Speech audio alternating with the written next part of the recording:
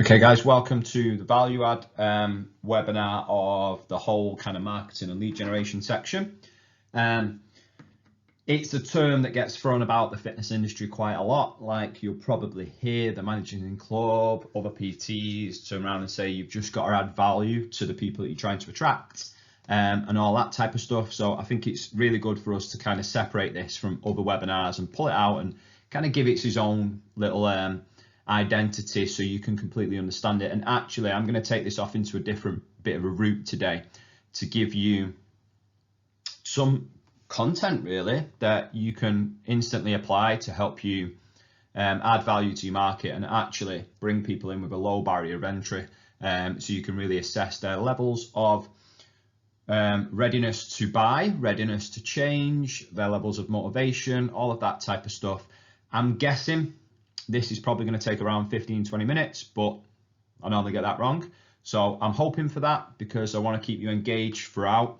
And again, as always, if there is any questions as this comes up, kind of post it on the Facebook group. That's what it's there for. Let's get stuck in. So what do we mean by value add? So as you can see, there's a bit of a brief explanation on the right hand side. So the price is determined by what the customers are willing to pay based on the perceived value.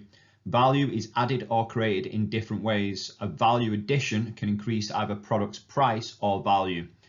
Okay, so in terms of this, you've got, and I'll explain this in a little bit more detail in a minute, your price overall, and we talk about this heavily in the courses, is dictated by someone's perception of what personal training is. Now, that can be a whole host of things. So like they expect you to just train them and that's it. They expect you to train them and just tell them about nutrition and that's it. And they don't probably understand the full scope of your role. Okay. Now, adding value through some kind of marketing system, a lead generation system is great. And that's where I suppose the leads will come from.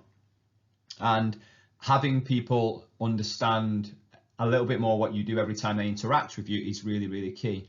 But value add is a little bit different to that. It's that, I suppose, that carrot at the end that's kind of dangling there to get them to grab hold of, knowing that they've bought into you, knowing that you care, you understand them, and actually you've got something there that completely triggers them off their pain points and you're offering a solution to that problem. So with that being said, let's kind of dive into my explanation of this. So some initial considerations is, and I brought this up on another lead generation slide, is that people have to see that they've got the right level of ability to be able to come into your business. Okay. Now, the reason why I'm bringing this up again, as I have done on previous webinars, is that when you offer some type of value add, the person or the consumer who reaches out to buy it has to see that as an opportunity of something that in reality they can grab hold of and they can use and obviously hold of value. Okay.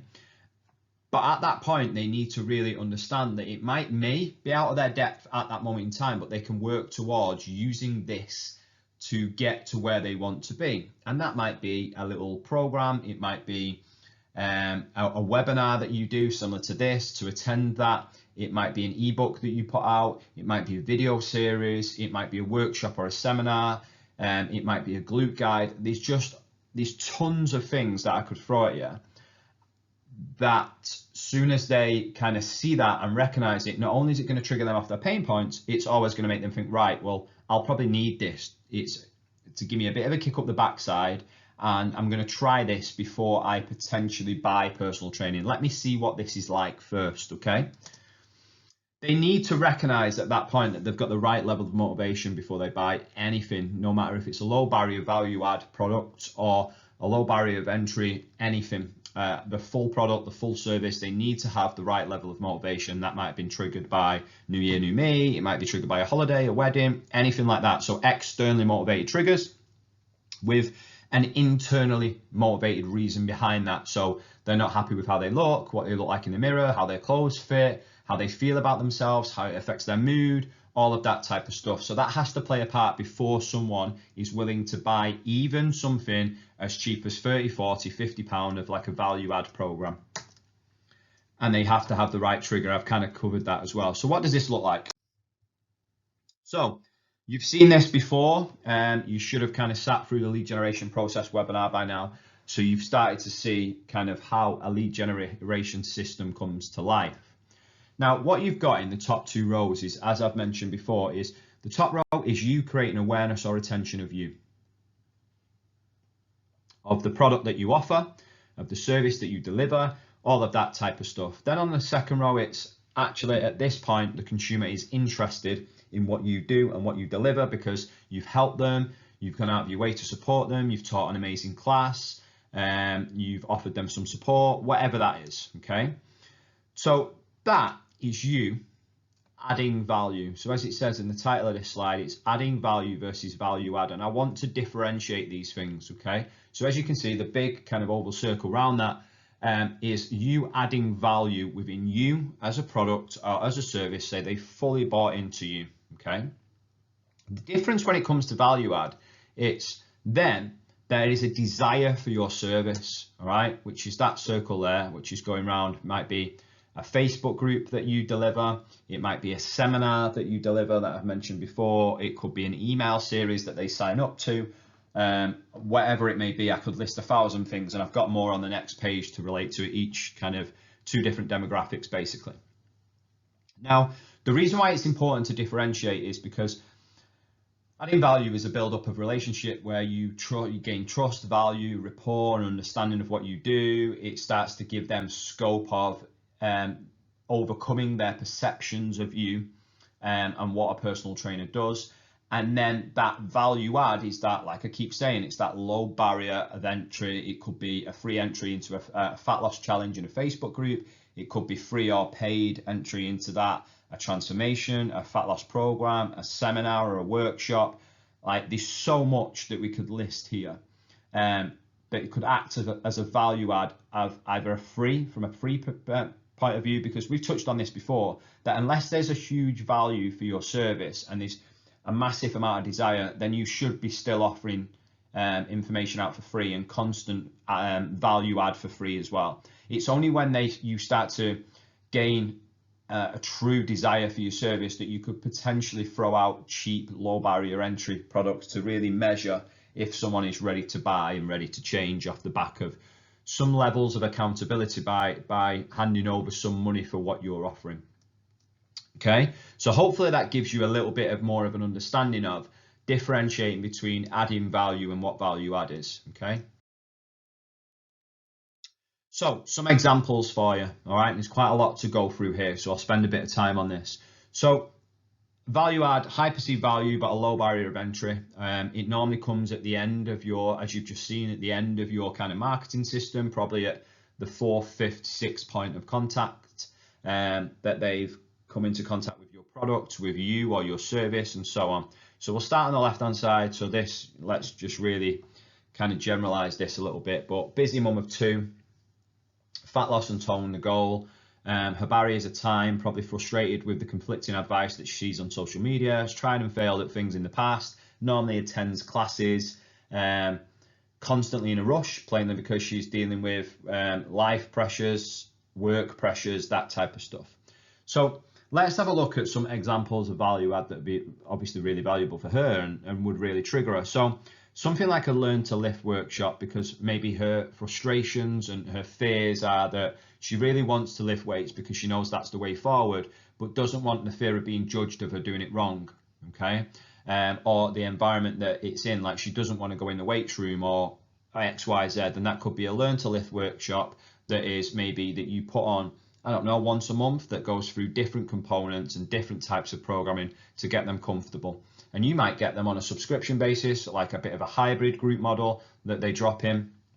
They have a support group off the back of that on Facebook or WhatsApp or Instagram, where you support them throughout. They might pay £20, £30 a month for this, and they just attend, learn a little bit more, go off, build a program off the back of it, and so on. Or it might just be a one-off, attend a learn to lift workshop, and you look to try and upsell off the back of that. Okay, so lots of considerations just off the back of one topic. Then you've got something like a group fat loss challenge. So that might be 7, 14, 28 days where you bring people in either free, again, low barrier as in low price point.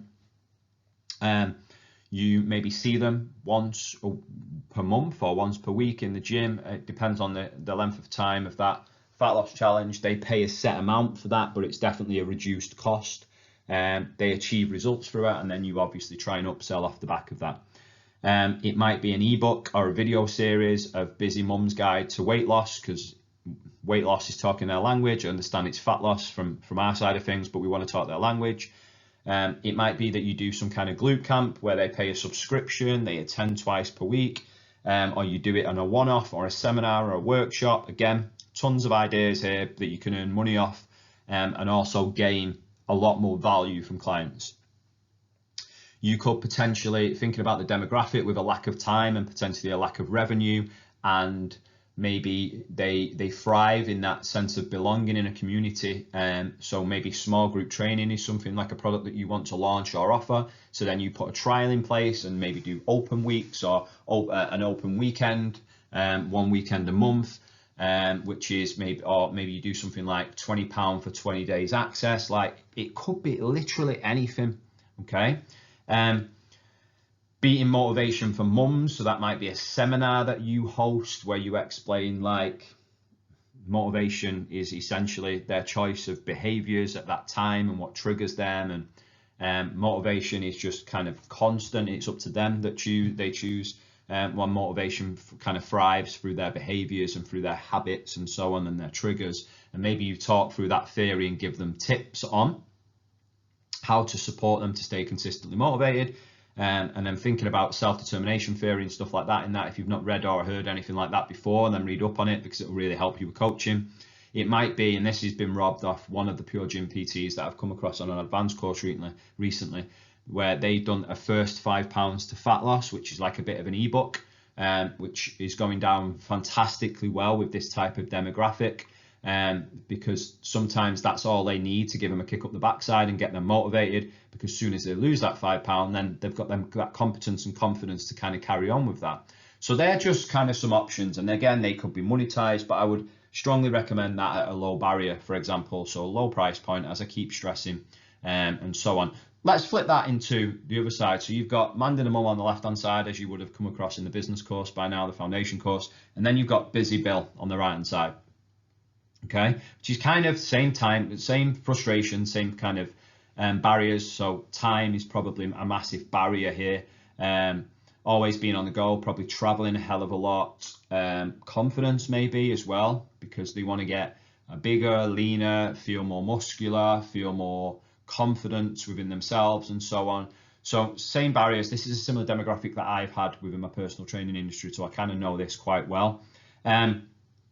Certain triggers that they have is obviously they want bigger chest, they want bigger arms, they want abs, they potentially want bigger legs, they want to get stronger, they want to be challenged. And you've got to look at different buying behaviors when you look at your value add as well, because women will buy for a journey and from an emotive sense, and then men will buy on a bit of a mission, and they see something and want to get there as quick as possible, and so on. They want to be challenged. So you kind of got to position your value add and your little kind of low barrier of entry products to really trigger that buying behavior. So look at the top here. It might be a chest specialization. You absolutely know that, depending on if they're new or not, but by the way, you absolutely know that whole body approaches and working 2 or 3 muscle groups a session is definitely more optimal than just one kind of body part. But a chest specialization, I've triggered him off his pain point, similar to glutes with the mums.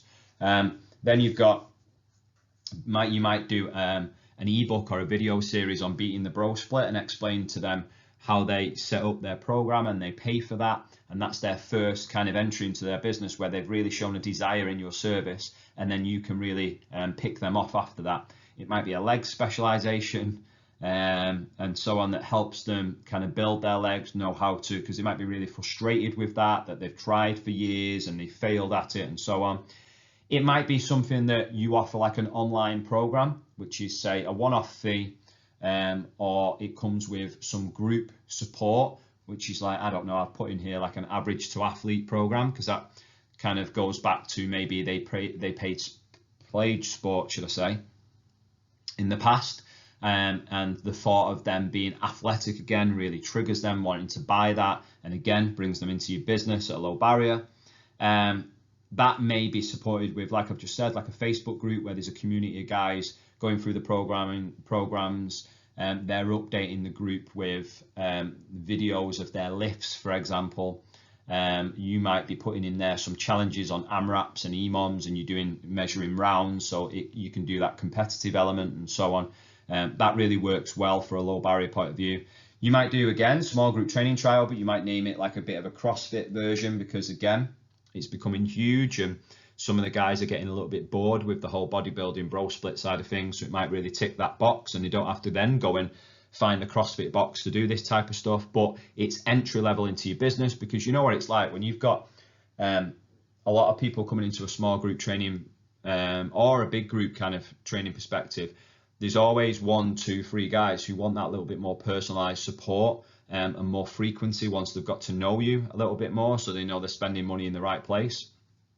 So that might be an opportunity to upsell. 100% it will be. It might be your 3-day power building program, because you know that these guys are busy, they can only get to the gym them days, so you go across different training principles from powerlifting and bodybuilding, and that really triggers them because they're interested in it, they've tried and failed before, that type of stuff.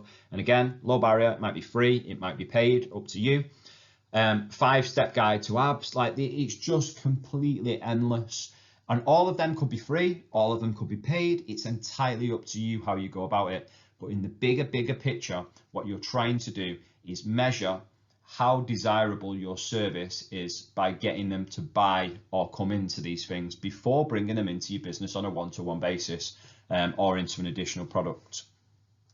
So hopefully that makes sense. That gives you some suggestions as well of some really decent value adds that you can take and apply dependent on your demographic, because this is always dependent on your demographic. It has to trigger them, and hopefully some of them do. I've used some of them in the past and they've worked really well. So a bit of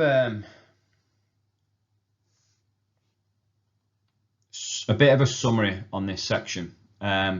So the aim is always to raise the perceived level of value of the product and service. So you want, picture this, like that busy Bill, that corporate male who has struggled to put muscle on or eat healthy, in his terms, not mine, eat healthy or understand how to train.